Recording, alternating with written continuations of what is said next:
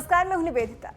बिहार विधानसभा चुनाव के खत्म होने के बाद नीतीश कुमार को फिर एक बार सीएम की कुर्सी हासिल हुई है, लेकिन आरजेडी नेता लालू प्रसाद यादव के बेटे तेजस्वी यादव हैं कि नीतीश कुमार पर हमलावर होने का एक मौका नहीं छोड़ रहे। वो लगातार नीतीश कुमार के खिलाफ कटाक्ष कर रहे थे, तो अब नीतीश कुमार के सब्र का बांध टूट गया और उन्होंने कुछ ऐसा कह दिया जिससे कि साल 1990 के बिहार की राजनीति की याद आ गई। दरअसल नीतीश कुमार ने तेजस्वी यादव को कह दिया कि मेरे भाई समान दोस्त का बेटा है, इसलिए सुनता रहता हूँ। हम कुछ नहीं बोलते हैं और ये कुछ भी बोलता है। उप मुख्यमंत्री हमने बनाया और उसके बाद कहा कि तुम क्या जानोगे। इसके पिता को उस समय किसने बनवाया था? विधायक दल का नेता। इसे पता है?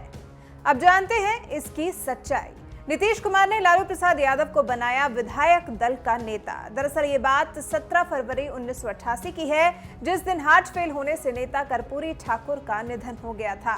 उनकी शव यात्रा में गरीबों की उमड़ी भीड़ को देख सिर्फ बिहार नहीं बल्कि पूरे देश की भीड़ हैरान थी। कर्पूरी के चले जाने से लोकदल के नेता शोक में थे। पार्टी के सभी बड़े नेता इसी माथापच्ची में लगे थे कि पार्टी में कर्पूरी की जगह कौन लेगा। देवीलाल और बहुगुणा दोनों खेमों में कर्पूरी की विरासत संभालने को लेकर खींचतान थी और यादव समाज भी इसी वक्त अपना नेतृत्व स्थापित करना चाहता था।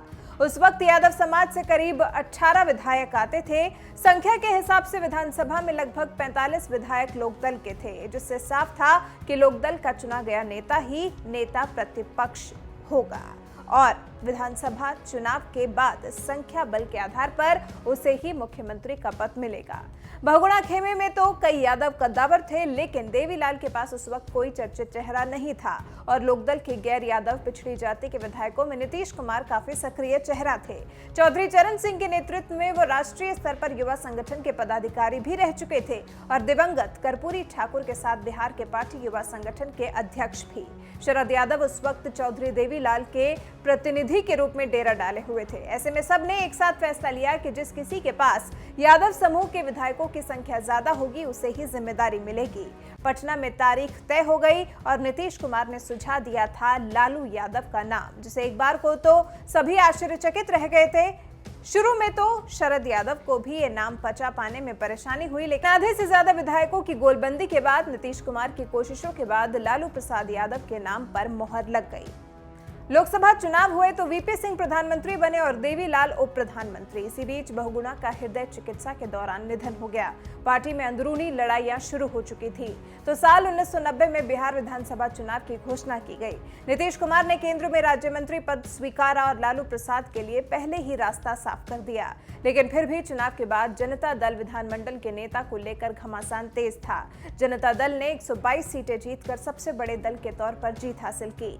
अब थी लड़ाई मुख्यमंत्री पद की, जिसमें देवीलाल के खेमे से लालू प्रसाद यादव थे और वीपी सिंह खेमे से रामसुंदर दास आमने सामने थे। जॉर्ज फर्नांडिस और चौधरी अजीत सिंह का भी इन्हें समर्थन मिला हुआ था।